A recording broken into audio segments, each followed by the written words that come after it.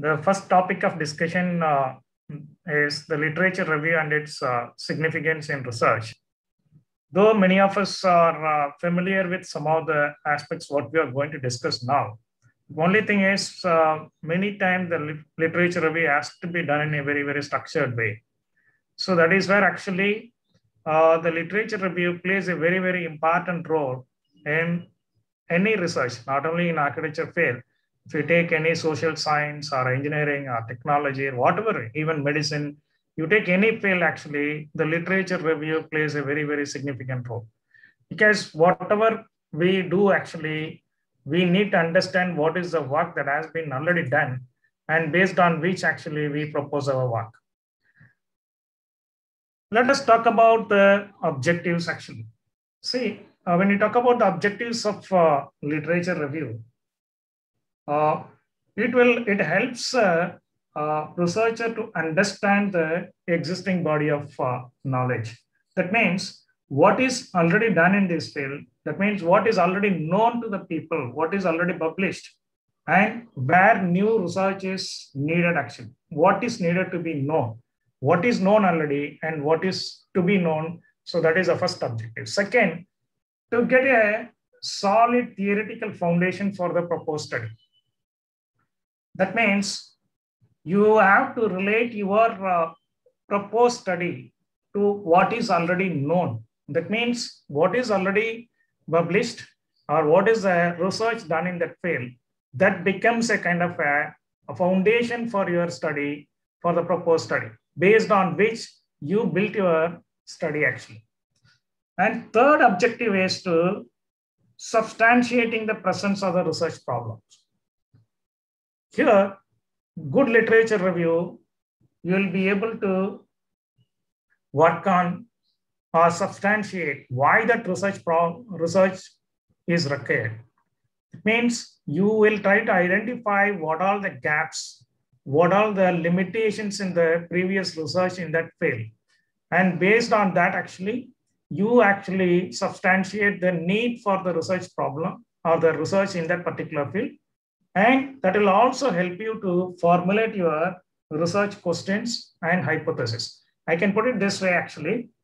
You say it is, you will try to understand what needed to be done and based on which you can formulate your research questions and hypothesis. And it will also help you to select the appropriate methodology also. Say for any study, we need to evolve a very sound and then appropriate research methodology. The previous, actually the literature review helps to formulate the research method so that you can carry forward your work easily. So that is where actually to formulate the research methodology, you need to have a solid literature review. Then the last objective is you have to explain your research findings. Once you complete your research work and whatever findings you get, that means whatever results you get, that need to be discussed. Because it is not that you get your results and then you present your results, but that results also need to be discussed. That means we need to establish or demonstrate that whatever research you have done actually contributes something new to the overall body of knowledge. That means you try to explain how your results and explain with whatever the findings already done by previous research. And then you also demonstrate what is that new findings or what is the additional literature or additional findings you are adding to the already existing literature part, already existing knowledge.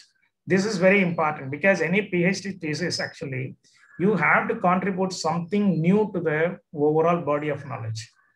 So again, when we discuss these results, we have to explain with the findings of the earlier studies, and we need to demonstrate that our study contributes something new actually. These are the basic objectives of literature review. But if you see the definition, There are different definitions given by different authors actually. If you see Hart in 1998, actually, he defines the literature review as use of ideas in the literature to justify particular approach to the topic, the selection of methods, and demonstration that is research contributes something new. This is what we exactly discussed in the objective. In this definition itself, we can see justify a particular approach to the topic, selection of methods, and demonstrate that this contributes something new. Whereas J. Shah in 1995, he explained, that is, he defines the literature review as explain how one piece of research builds on the other. It means that our proposed research, when we try to work on our research, we try to build on what is the literature already, that is, what is the research already have been done through the literature review. And in the year 2002, Webster and Watson defines the literature review as, which creates a firm foundation for advancing knowledge. It facilitates theory development, closes areas where plethora of research exists, and uncovers area where research is needed. That means he clearly explains this literature review facilitates area where already a lot of research have been done, where there is no scope for further research. But it also uncovers area where research is needed, where not much research is attempted, in which the researcher can work on it. So, if you see, the general definition is, many people think that it is a summary of what we read on the paper, or chronological description of what is the information we get on a particular field of knowledge. It is not so. Because it is not just a straightforward summary, not a chronological description. It is much more than that actually. So many people actually, there is, when we talk about literature review, then they immediately comes to our mind is annotated by bibliography.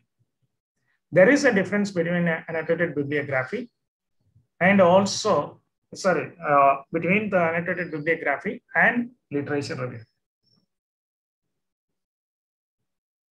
What is annotated bibliography? It is a list of citation of the reference material. It could be books or articles, or it could be documents. So in that, what we do actually, we actually, for each citation, we know how the citations are done, author name, title, journal publication, name of the journal, volume number, issue number, and pages. Then after the citation, we give a brief description about what the content of the paper actually. That is what we call it as an annotated bibliography. It is mainly to inform the reader the relevance, accuracy, and quality of the source, what is being cited actually. On the other hand, if you take a literature review, so literature review is a comprehensive survey of the works published in a particular field of study or a line of research. In an annotated bibliography, we actually list all the cited references, and we give a description about each of the cited reference below. But in a literature review, what we try to do, we try to work on a summary, that is a text considering the, in fact, it is a comprehensive survey in a particular field of study, which covers over a longer period of time, in-depth analysis on a particular topic or an argument.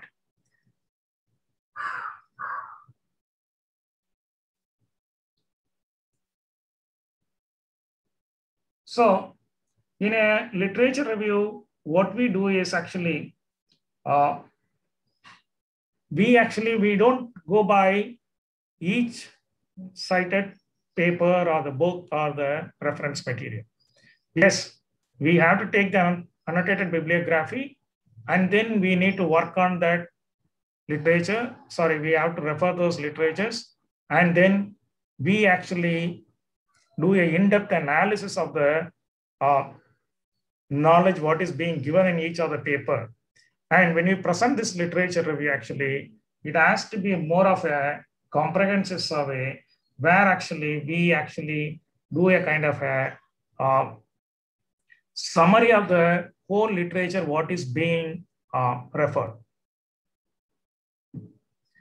So when you talk about this literature review, particularly for any research, it has to be done in 3 stages. I would say you have to start your review of the literature or literature review from the day 1 till you complete writing the report. Imagine you are registering for a PhD now. You start from the day 1 and your review of the literature has to stop the day you finalize your report and then submit the report.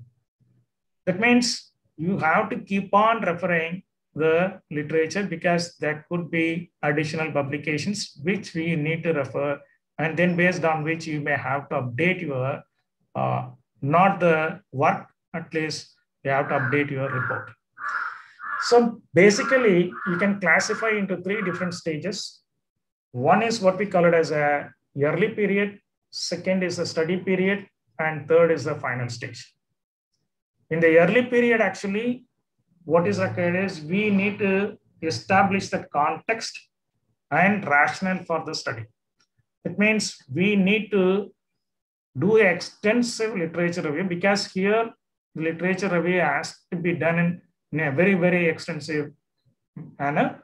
And then you have to establish the foundation or the what is the need for you to take a study in a particular field.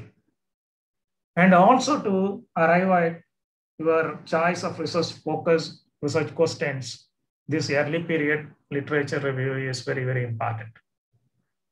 If you are able to do a successful review of literature and if you are able to establish the need for the study, establish the research problem, and also your research questions or the hypothesis, I would say about half of the work is already done.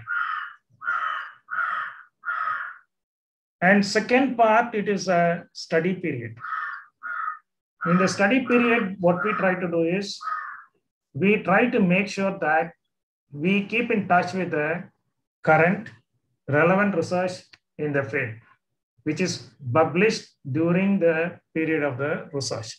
This is very important because when we have been doing the work, there may be research work or the literature which might have been published in either journals, or it could be in the form of books, or it could be in the form of conference proceedings. So we need to make sure that we refer all those current and the relevant research in the field. And the last stage is the final stage. That is mainly the report or the thesis preparation. As I informed you earlier, whatever is your findings, you need to relate your findings to the findings of the earlier researchers or the researchers, contemporary researchers also, and to identify the implications on the theory, practice, as well as research. So to relate your findings to the findings of the others, and you need to, again, at the last stage or till the last stage, you have to keep on updating what is the literature available. And then you also need to review the literature. Because many times, why I'm saying this, many times what people think, when they register for PhD program, the first 1 or 2 years, they complete the review of literature. And they think they need not go back and then do review of literature at a later stage, particularly during the study period, as well as at the final stage of writing your or preparing a report or the thesis. It is not so. That is why I'm again emphasizing it has to be done starting from the day one till the day you submit your report or the thesis. So in the initial stage is very, very important actually. But of course, before I go into this, this is one sign. But in the review of literature, Cornwell and Daly, they state there are 5 important steps in planning and executing the literature review. I will come back to that later. I'll continue with this. The initial stage actually, at the starting, you need to look at identifying literature which will try to answer some of these questions, like what research has already been done on this topic. So that means the initial papers, research papers, or the books, or the documents, or the reports, what you collect, need to answer these questions. What research has already been done on this topic? And what are the other sub areas of the topic you need to explore? And what other research might be relevant to your investigation? Because it may not be directly related to your topic, but it may help you for the investigation process.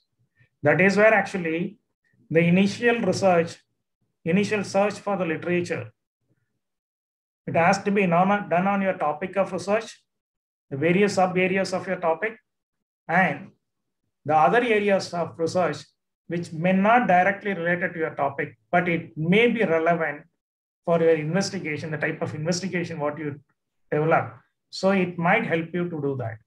And it also, you have to see that what are the subtopics and other research overlap with your own. Because nowadays, more and more interdisciplinary research works are being carried out. So we need to think about the subtopics and what are the research overlap with your area of investigation. When you talk about the literature review, how you need to approach. The first thing is you will have to start from a very, very broad issues. When you have when you approach, when you refer material and then do a literature review of very broad issues, you will have a awareness about the breadth of the subject.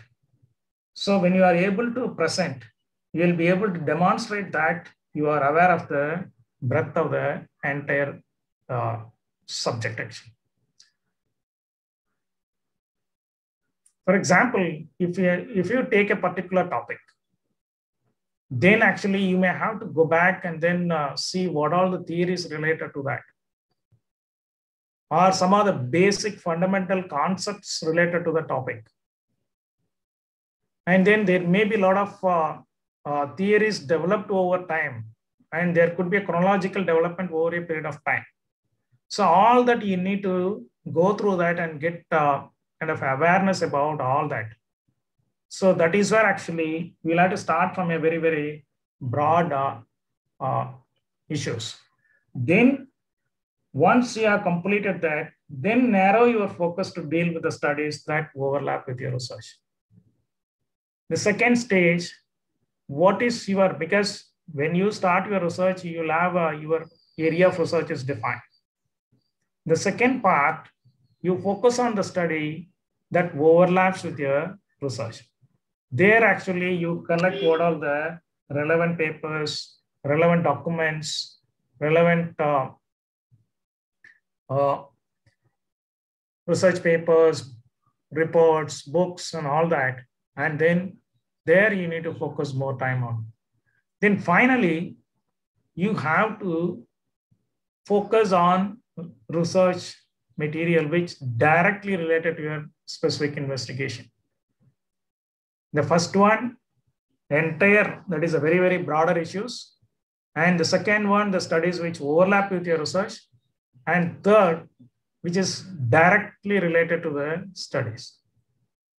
For example, I can tell my own experience because, sorry, I will be discussing about my own experience here. You may have to bear with that. For example, when I did my research, I did my research actually on fear of crime and built environment.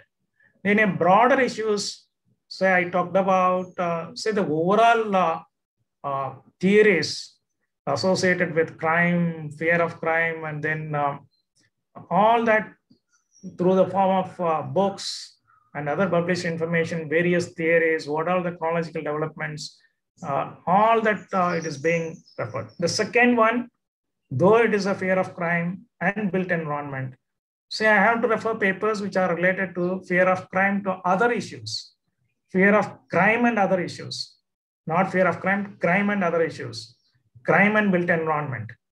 Then actually, there are other theories which are related to that research. That is the second part. Third part, I just focused on what is the work done in the fear of crime and the built environment. Maybe it could be in different contexts, but we have to study that. That where actually start from your broader issues, then come to the studies which overlap with your research. And in the third part, you have to refer the studies which are directly related to your investigation.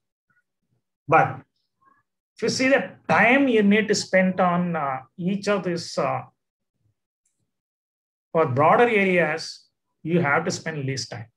But on the other side, you have to spend maximum time on the studies that are directly related to your investigation. Though this triangle, if you say inverted triangle, but if you take the time to be spent, it has to be other way around. Actually, we have to spend more time. We may have to spend more time. Actually, if I put time here, it has to be like this. Spend less time over here, then little more here, and then spend much more time onto the last one. How do you structure the review, literature review? People talk about two things. One is a concept-centric, other one is a author-centric. What is a concept-centric? You take a particular concept, and then on that concept, actually, you organize the framework of review. That means you select an area, and then you select a concept, and then collect the literature on that, and then organize the literature and do a review of the literature. Then, other way of doing research is author-centric. Here in this author-centric, what we do is we identify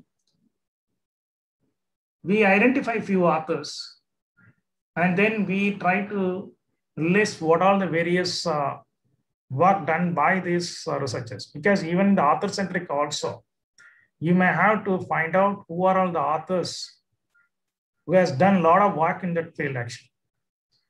So you need to identify those authors, and then you get a sign, and then you present the summary of the articles and also. But what is advocated is combination of these two. Because in concept-centric also, maybe you'll be able to organize it in a better way. You'll be able to synthesize much more in an organized way compared to author-centric. But what is advocated is combination of these. You have to go structure your review, combining these two. It is author and concept. Then coming to this sources of the literature review. There are basic classification is primary sources and secondary sources. More actually, the literature review has to mostly rely upon these primary sources, not onto the secondary sources. But of course, we refer the secondary sources also. But most you need to rely mostly on the primary sources. What are the various primary sources? It is a research reports. That is description of the studies written by various researchers who conducted research on a particular field. And then there are reports which are written by people who develop theory or conducted research. Because there are people based on the research, they develop certain theories, and then whatever research reports written by them could be referred.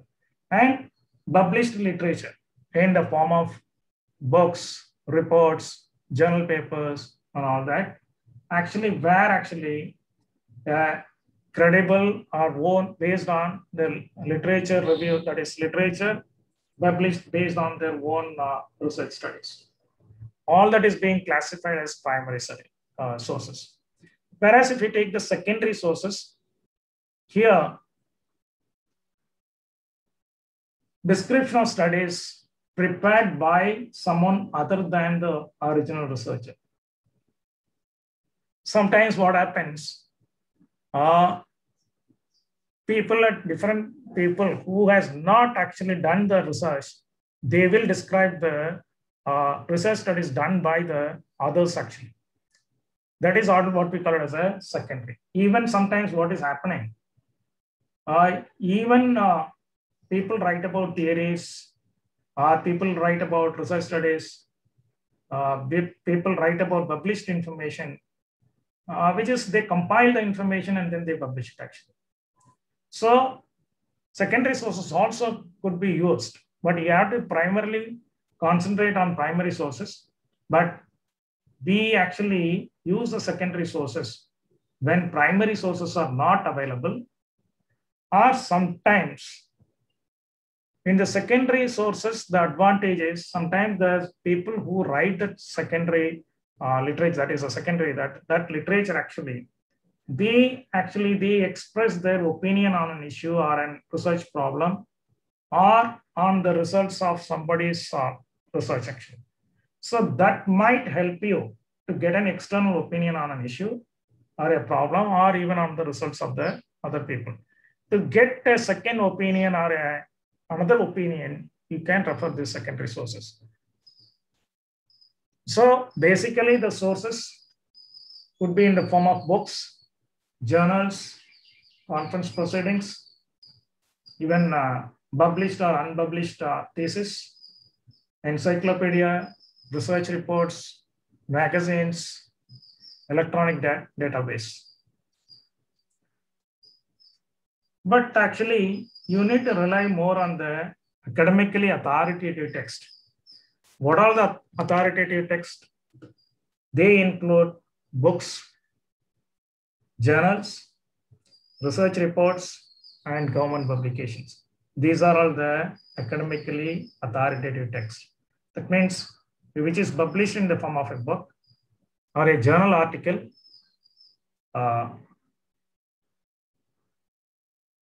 research reports, and government publications. These are all the academically authoritative texts which you can refer. Journal articles, if you take the journal articles, and if you are able to access the journal articles of various journals, you will be able to get most up-to-date research. And you are also expected to refer all of them in your literature review. It means if you take any topic and then you are required to collect most of the journal articles published in the field, and you should refer all of them and then try to build your literature review. And there could be some review articles also that actually the review articles, they survey the developments in a particular field. So review articles also helps us to identify the various journal articles and also get a second opinion about the already published research works. Now, when you talk about these books, you have to see, because in literature review, what happens when you keep searching, actually, you get access to a lot of, in today's context, where we have all this e-content and all that, you will be able to get a lot of resources. But what is, you need to identify, or we need to see what is the relevance and usefulness of any material what you get. If you take a book, first you need to look into that. What is the author?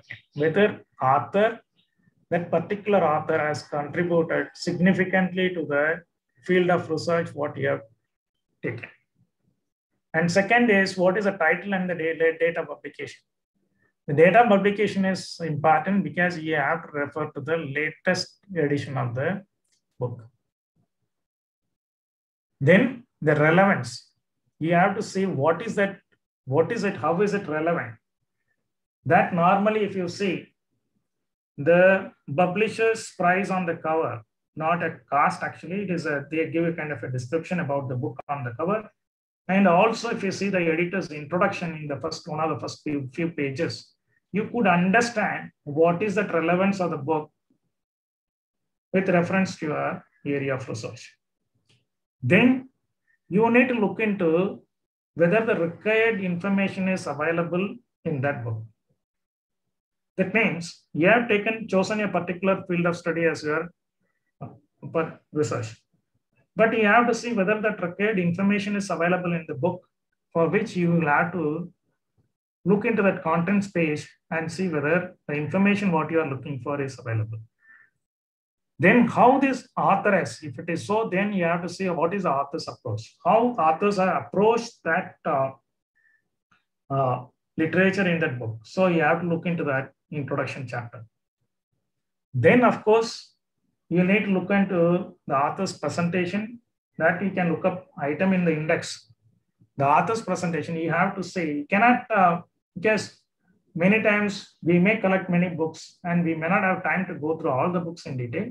So what we try to do, whatever item or whatever topic we want to look into, so look at that in the index pages and then try to see where it is being presented and read through this paragraph and see how the author has dealt with that particular material.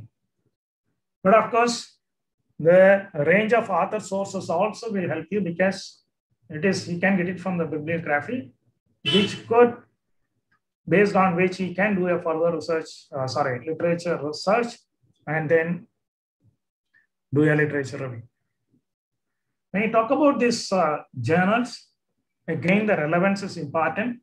The relevance, you can just go through the summary or the abstract. Just by going through the abstract, you can identify whether the research is relevant. The content of the research paper is relevant to your research work. Then worthiness. Worthiness, you can see based on the discussions and the conclusions part. Because if you read the discussion and the conclusion of any journal paper, you could understand the worthiness, and then you see whether what the information is available in that particular journal paper.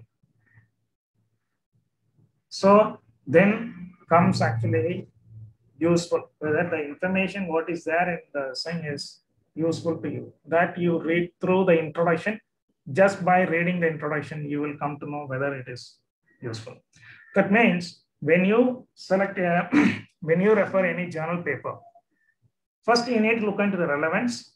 Just read the summary, see whether it is relevant to your field of research.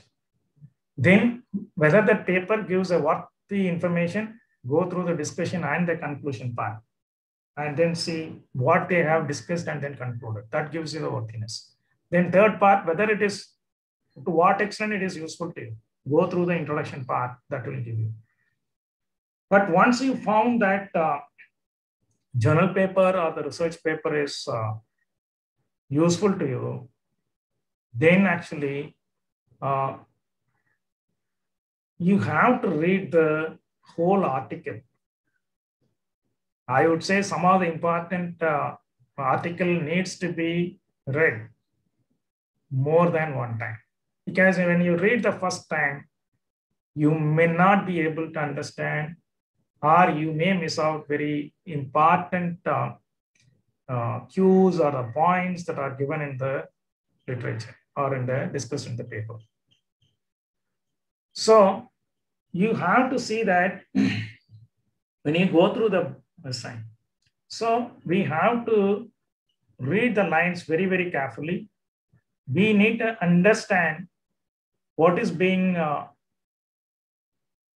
what is the theoretical background of that study? What is the research problem that is being attempted? What is the method they adopted? And what are their findings? And how these findings are related to the earlier research work? And then what is the conclusion? And also, what is the cues given for your future research? And also the limitations of that study.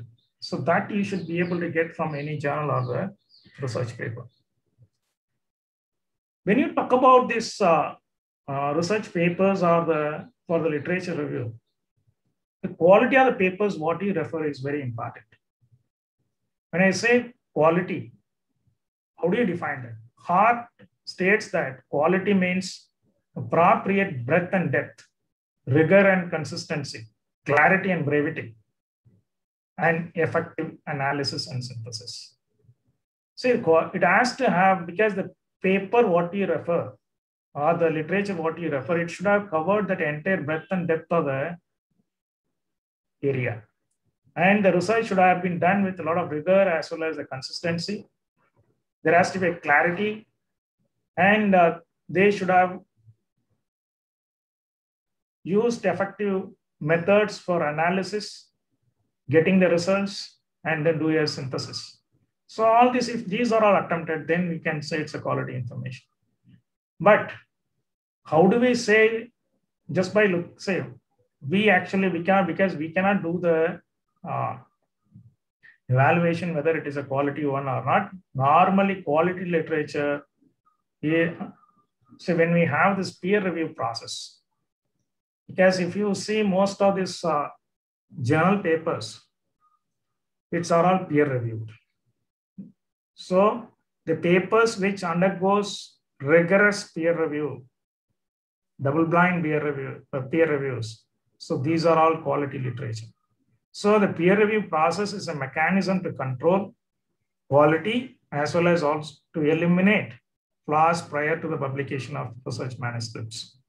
This is where actually you have to be careful, because today there is a lot of literature available, but I'm not sure about the quality, because the review process, it's a namesake review process are being done, because the day today, if you submit, the third day or the fourth day, your paper will get accepted. And for a publication fee, that means you have to pay a publication fee in say in a week or within 10 days, your paper gets published online. But if it is a proper peer review process, it's a mechanism which takes quite a lot of time. Any good quality journal, actually, they take about, say, minimum 2 months to maximum 6 or 7 months for the peer review process. They don't just send it to one person, they send it to 3 persons and then get their feedback about the paper. So mainly to maintain the quality, also to eliminate any flaws in the research papers before it is accepted for publications. That is where actually the journals, the journal papers, what you select, it from the good quality journals you have to take and then you have to do it. So the other thing is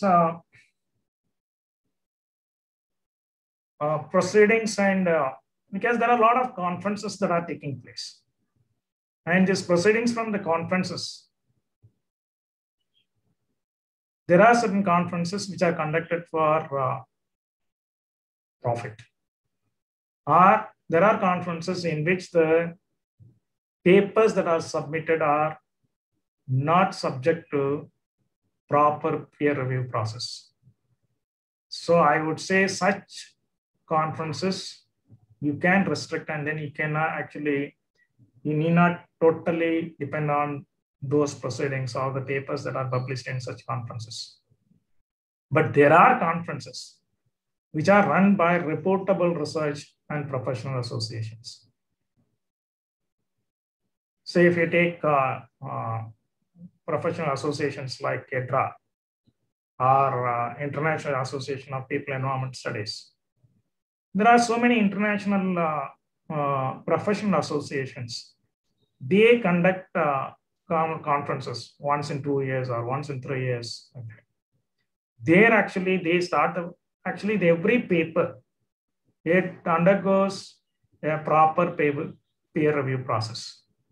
So such conferences, the proceedings of those conferences is good, and then you can refer as a quality material.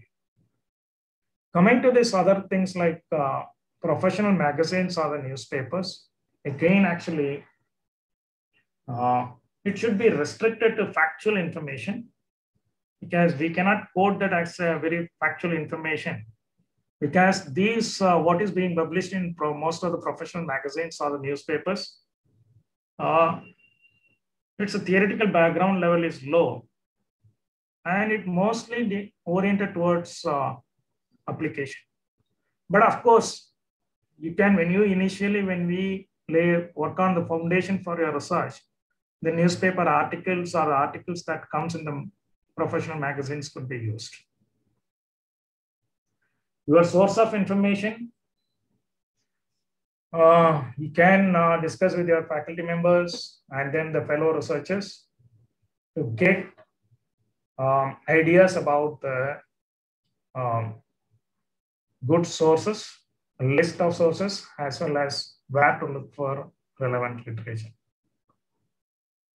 And the second one is you can attend a conference or a workshop.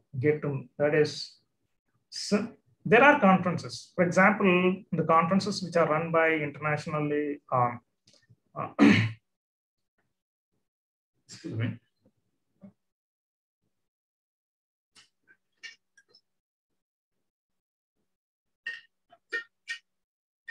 The conferences that are run by professional associations. Many of these conferences now, what they have is a young researchers workshop. So it is a one good thing actually.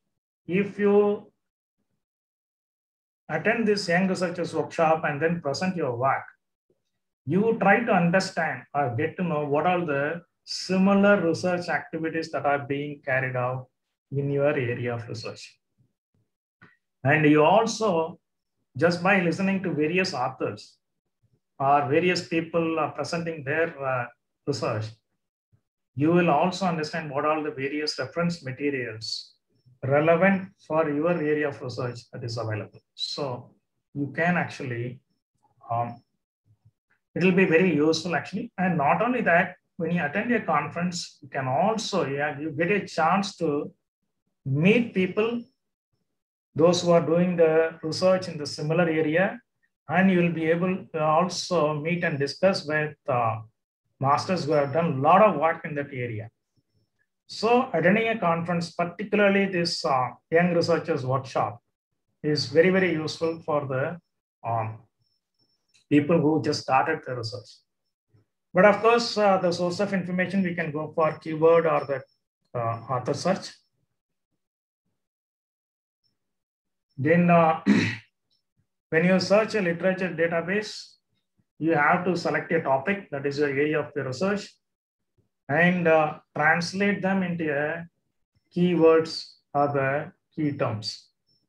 And then you can today, but of course today you can Google with those keywords, and the same you will be able to get a relevant literature.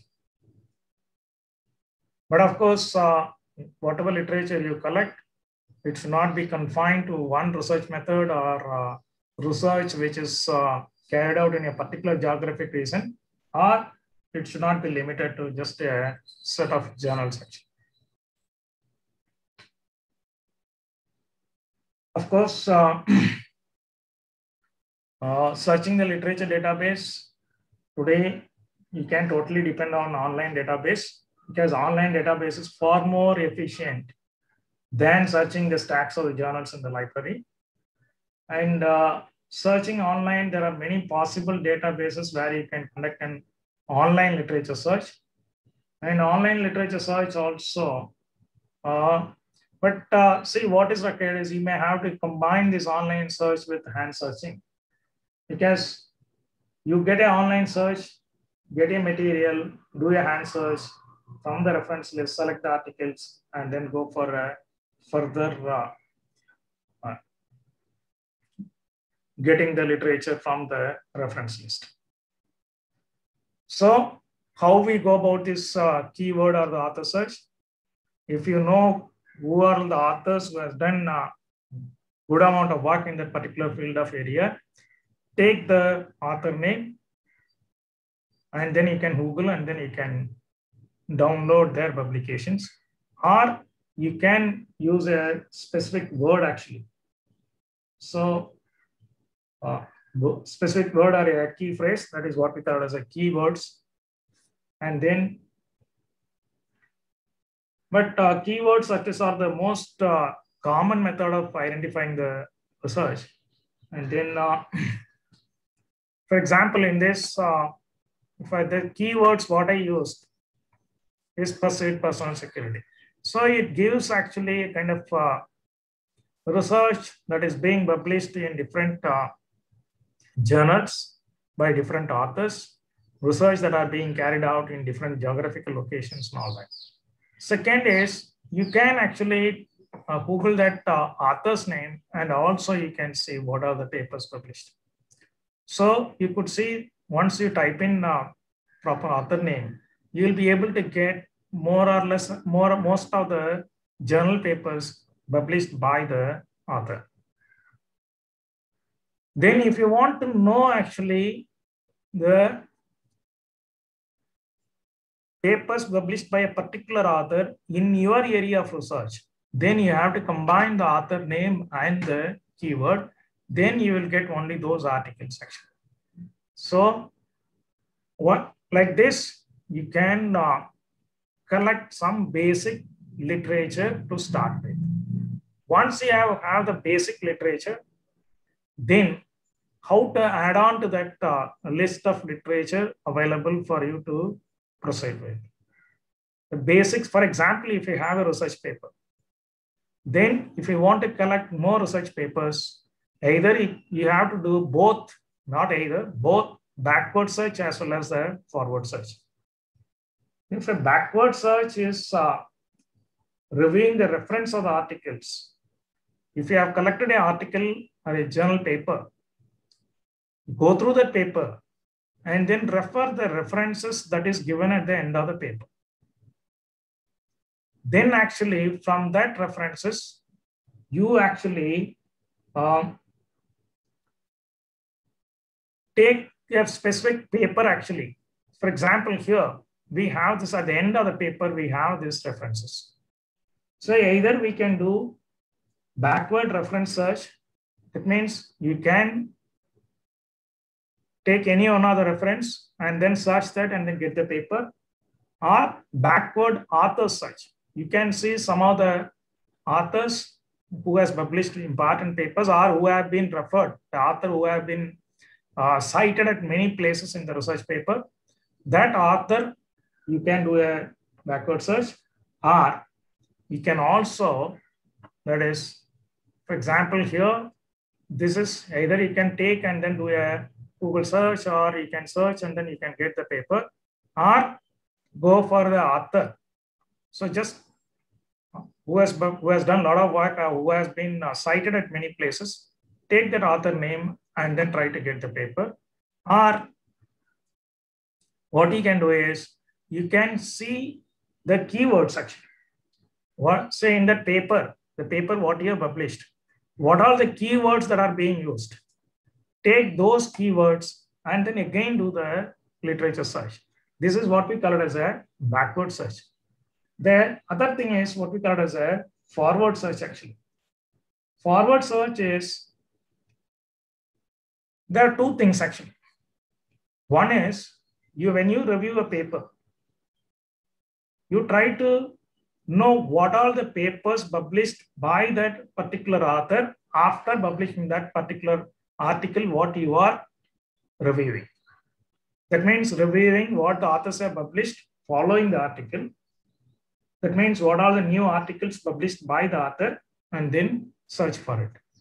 Then look for new articles that have cited the referred article. Means if you have downloaded article and then if you are reading that, see what are the articles that have cited the article what you have been reviewing. So what you need to do is you need to go forward by using either Web of Science or Google Scholar to identify the articles citing the key articles. That is what you can do. For example, if you go to a Google Scholar, what you can get is you will get more or less all the papers published by the author. If you have a paper number 3 and then if the author has published in the same area, the author has published latest information, then you can list that and then you can try to get the information and go through that. This is new articles by the author. Another thing is new articles, that is the articles cited. For example, if I take this paper, 5 other publications have cited this paper. That means this paper has become a kind of a theoretical background, one of the theoretical background for almost 5 papers. Now, these 5 papers are built on this particular paper. So if you refer these 5 papers, then you will be able to get much more information. If you go to a Google Scholar and if you click that cited by that 5 number, you will get a list of papers cited the referred article by you actually. So there you get a list. Again, you can get those information. Like that, actually doing backward and forward research continuously, you will be able to collect a lot of information. I think I will go through a little quickly because already it is 1 hour over. If you see the research review process, basically,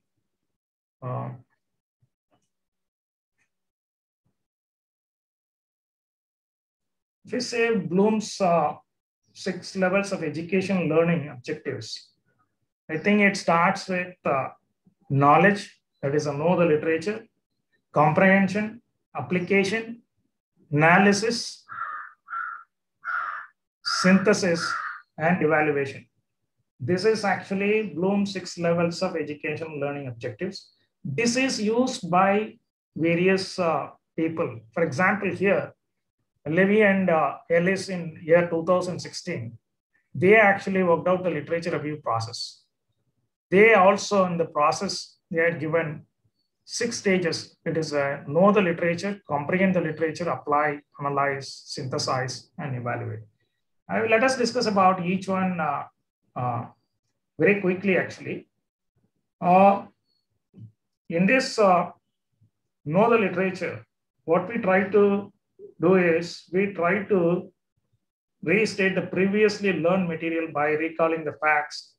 That means we try to understand what are the basic concepts, what are the, so that means what is, we list, define, describe, and identify the literature, read the article, and then try to extract the meaningful information in that. That is what we call it as a know the literature.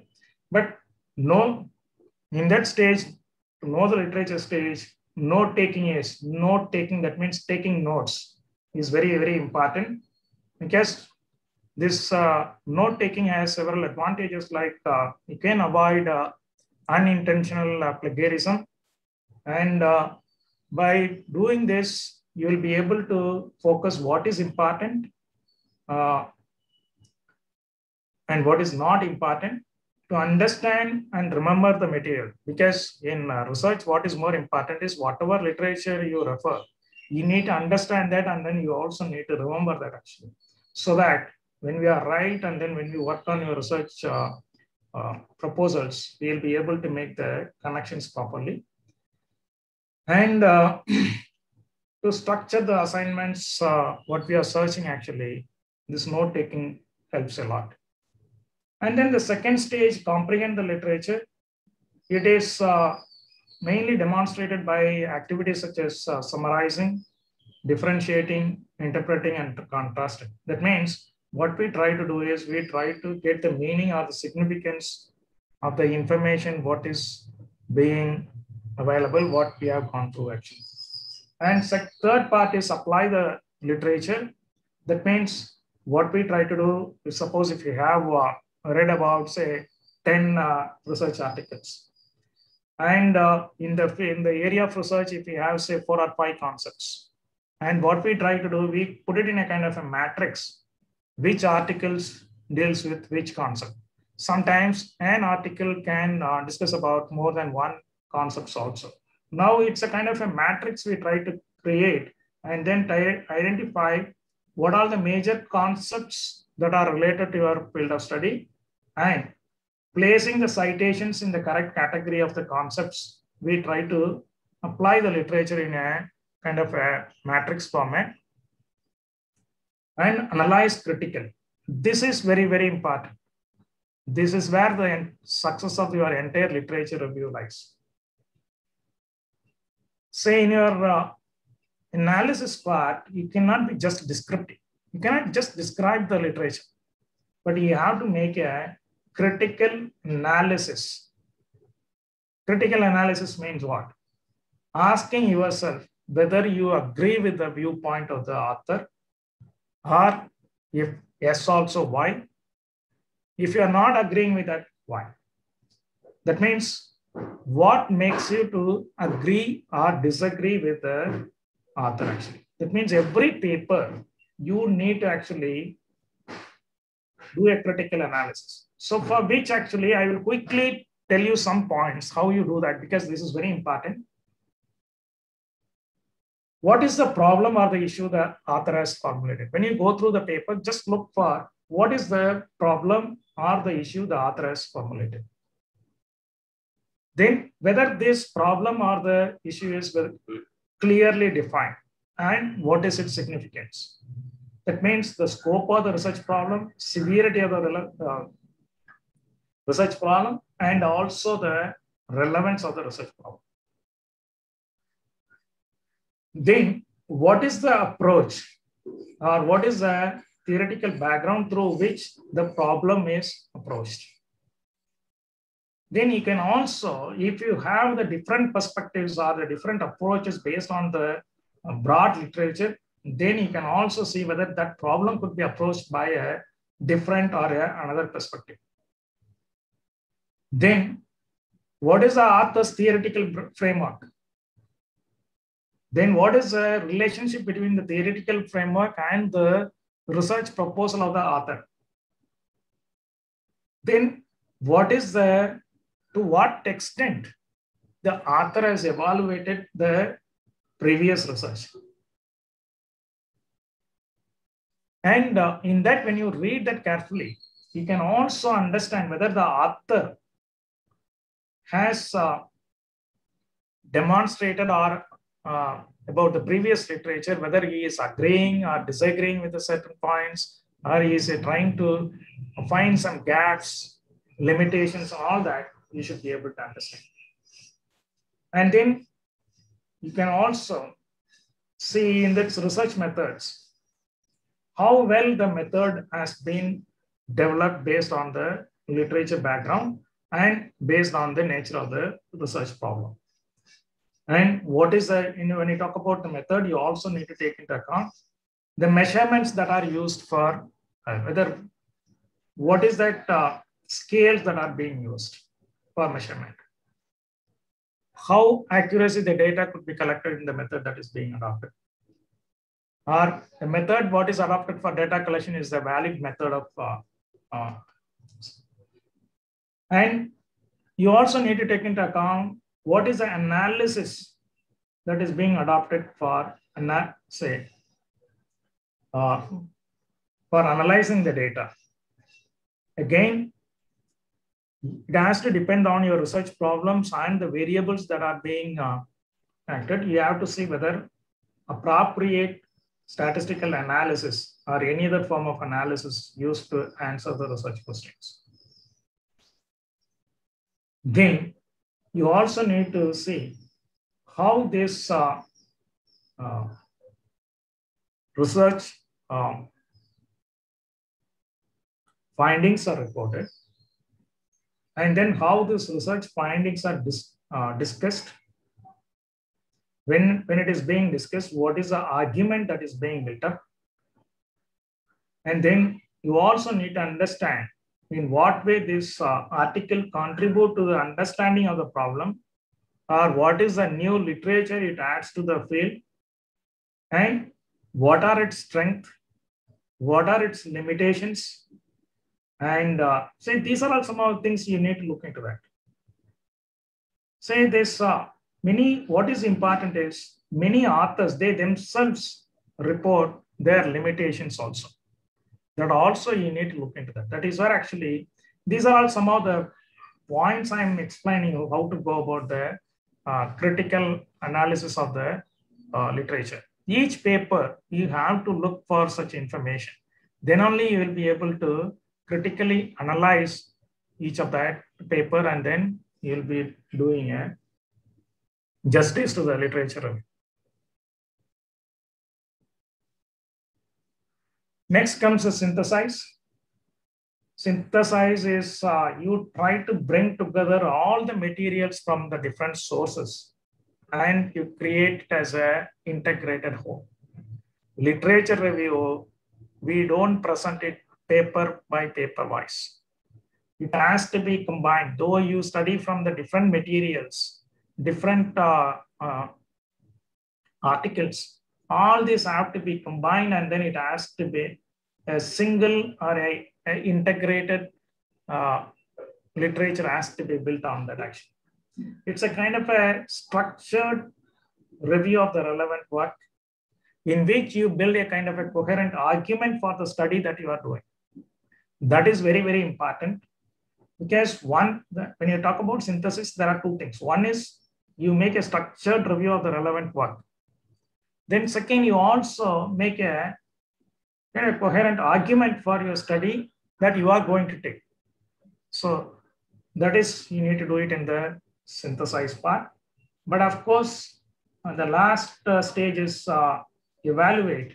In that, you actually present and defend the opinions by making judgments about the information, the validity of ideas, and quality of work. But it should not be any arbitrary. Again, it should be based on a set of criteria. Again, there will be a question. There are a lot of people ask, when should I stop? Period, I said, starting from day 1 to the day you submit your report. You talk about, excuse me?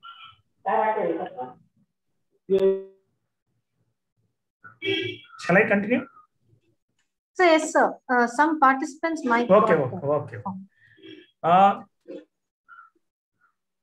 So we could also take a break if you madam, would like. No, this I will complete, madam. Then yes. I'll take the other part is a small one. Sure, so sir. Sure. Please continue. Okay.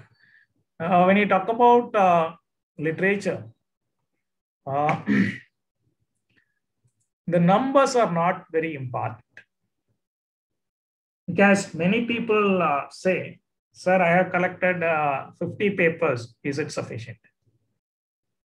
Some people will come and say that I have collected 200 papers.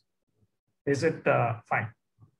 The number of papers is immaterial. What is more important is you have to say that is you have to come to a stage where you don't find any new articles. Or any new articles, what you find, introduce again the familiar arguments, methodology, findings. It means you don't find anything new actually. That is where actually many authors said, if the new articles introduce familiar arguments, methodologies, findings, authors, and studies, that means you have come to the end of your literature gathering. Sometimes, if whatever you collect, if you have already seen this, or if you have already read that, then you can stop. Then sometimes when you do a backward and forward research, you don't discover any new one. So, and again, when you refer any of these articles, you don't find any new concepts. So that means that you have come to the end of your literature search. But number of research, as I told you, the number of sources are immaterial.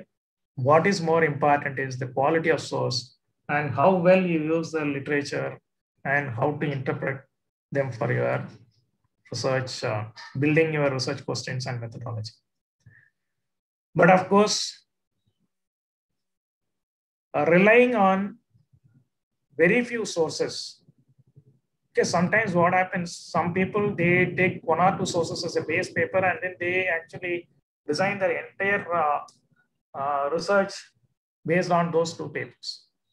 Again, that is not a good idea because that will lead to a lack of wider reading and a very limited view. You have to refer to many papers. Maybe you can say that is a base paper, but based on that base paper, you have to build your literature and go through a lot of sources, and then you cannot work on your research problem based on one or two sources. I'll tell you why it is, because when you heavily depend on one or two sources, then there could be problems, something very similar to plagiarism. Plagiarism is not just copying that exact words or cut and paste the exact words or paragraphs. Sometimes if the entire methodology is used as it is another form of plagiarism. That is why actually we should not depend totally on one or two sources. Sometimes it might lead to some form of plagiarism without our knowledge actually. So basically, when you do this literature search, I'll go a little fast actually. Your writing is also important because when you do the writing, we actually will be able to build an argument and then, so writing, you should have a habit of writing while collecting and also collecting literature while you write. And then you need to have a very comprehensive way of writing that literature, what you get. So we have to organize the material in a very objective manner. And the literature has to be presented in a very, very logical way. And it should be informative, comprehensive, and it should be interesting also for the readers. And whatever you write, it should end up in a full bibliographical list. And writing, how to approach the write-up. Again, it based on your research question. But of course, I skipped this actually. It is writing, maybe discussed in some other thing. So when you talk about presenting your literature review, there are different ways by which it is being done. The first one is people present it in a chronologically. But chronological, say you actually start from the beginning and then see what is the developments over a period. And then in that, you have to be little careful because sometimes we list the items or just report what is being done in different periods. But that should not be the case. You have to review and then write critically, not just descriptive. Description is different from a comprehensive critical appraisal. Then the structure could be by theme also. If you read the literature reviews, some people, they present it theme-wise actually. If there are several themes actually, then people actually present it theme-wise. Sometimes what they do, they present it separately and then bring it together at the later part of the literature presentation. But of course, by sector, it is mainly by, say, geographical regions or political background or some other, it could be based on the methodological background, say it is being presented. And third is by development of ideas. That is, if the identified stages are, if you are able to explain by this development of ideas, then we can describe it by development of ideas. But what is being suggested, we can go for some combination of above. But what I have noticed, many people actually, they do combine the first one and the second one by theme and chronological. And sometimes they also combine chronological and by development of ideas. So we can combine this and then we may have to present the literature. You have to be, again, we'll be discussing that later. But when you write this literature review, you have to be little careful because you may end up in certain academic violations, standard violations. That is falsification. If you don't understand and present the work of others carefully, you may end up in misrepresenting the work of others. That is, you falsify the findings of other people. That should not happen. Fabrication. Because fabrication, you present some speculations or general claim of others as if they were facts. That should not be, because many times facts are reported in a different way and the claims or the speculations are presented in a different way. I think if you read the research paper, you can understand clearly how the facts are reported and other statements, speculations, and claims are being reported. Sloppiness. We actually take a material from some source, but we don't provide a correct citation. This in nepotism, citing reference of scholars that are not directly addressing the point that the citation is used for. Then, of course, plagiarism. That is, we use you knowingly use other person's work. Plagiarism, it's a serious issue, but it is mostly comes in literature. That is why I listed in this literature review. Because when you do the literature review, we need to take notes. But of course, today what we do is not many people, we have the habit of having a notebook and then taking down the notes. And then what we try to do is we actually do the copy paste. But it is not wrong. You can do that. But only thing is, whenever you do a copy paste, you have to within bracket immediately you find out what is the source, and then you below that you take down from which source it is being taken. Otherwise, what will happen is when you write down your final literature review, you forget from which source it is taken, and then you include as if it is your own way of writing. So in that, what will happen is because you have copied that and just pasted here, and then if you present it as if your own writing, then actually it is a plagiarism.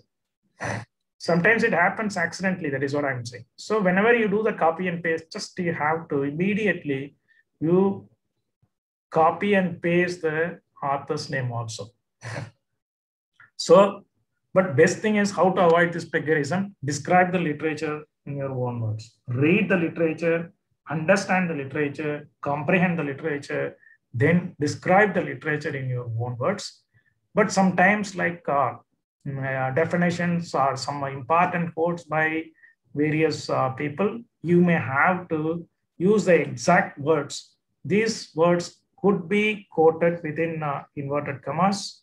There actually, what we do, we cite the name of the author, year of publication, and also the page number from which it is taken.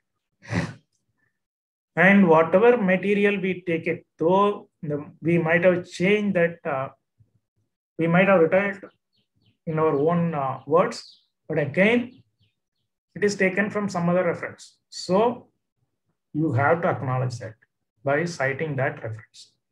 If you are able to follow these three, 99% you can avoid plagiarism.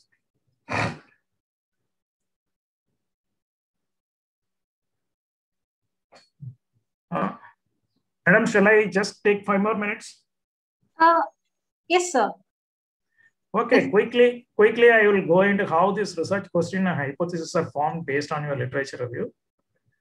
In your literature review, it should end up at the end of your literature review, you should be able to identify what are the gaps, research gaps, or the research flaws, or what are the opportunities that are the limitations.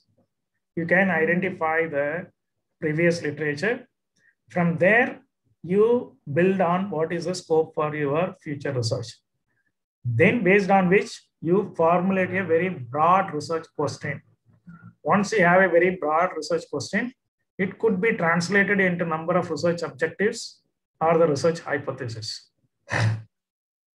So your research question actually, but of course, there is a difference of opinion here. There are people, as far as I go, there has to be a broad research question. There's just one research question which actually explains your research problem. Then under that, you can have, say, 4 or 5 research objectives, which we try to answer each of that. But of course, there are people advocate you can have more than one research question. There is nothing wrong in that also. So what is more important is when you have a research questions, it has to be clear and specific. That means your research question has to be very clear. But again, if you can formulate a very clear and specific research question only if your literature review is good. And your research question should refer to a problem or any phenomenon. It should reflect an intervention in the experimental work. And it also could note the target population or the participants also. That means, in the sense, it could be a cross-cultural research or could be. Yes,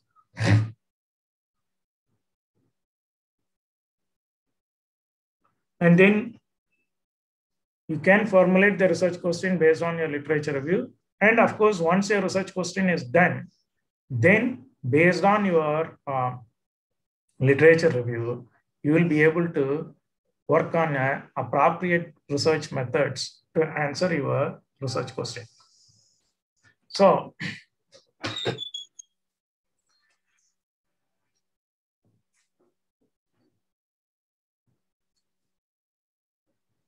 the conclusion is the literature search is an evolving process in which researcher is digging into the literature by uncovering additional literature that may be applicable for the proposed study. The literature search process should continuously be done during the course of the study. By using this backward and forward literature search techniques, you should be able to get additional valid references as the research progresses. These are all my references. Thank you.